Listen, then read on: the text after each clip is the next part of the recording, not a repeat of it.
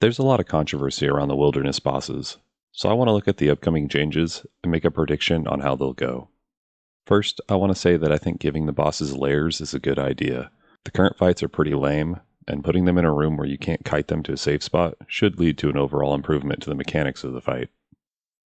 Let's look at the single way, or rather the singles plus variants.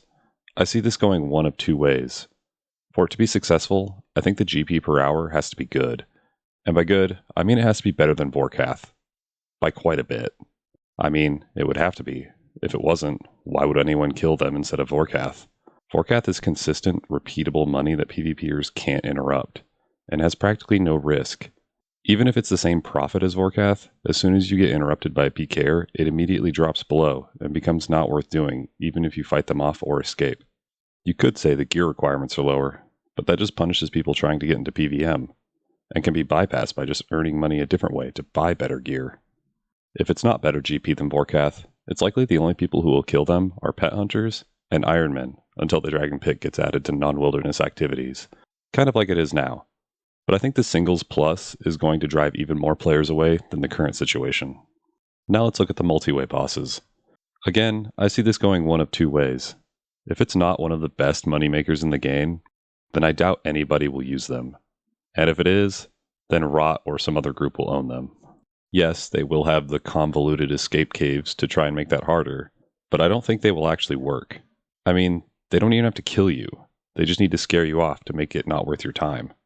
And if you bring enough players to fight them off, the profitability will be split down to the point of not being worth it.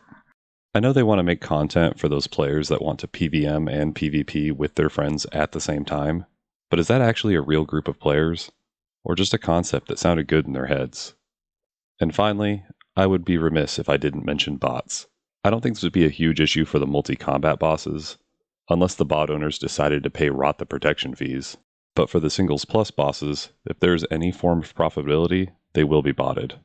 And I would hazard a guess that Jagex would take the Revenant Caves approach to this in an attempt to stop them, and make it so punishing to be there that the only players willing to do the content will be bots. Just my prediction though. Maybe it does what they want it to, but I'm doubtful. Overall, I'm not convinced that bossing in the wilderness could ever be popular. Many PvMers don't like to PvP, and even out of the ones that do, I'm willing to bet that most of them don't want to be interrupted mid-boss fight by a PKer and be put in an immediate disadvantage. I'm curious to see how it goes though. Anyways, thanks for watching, and have a nice day.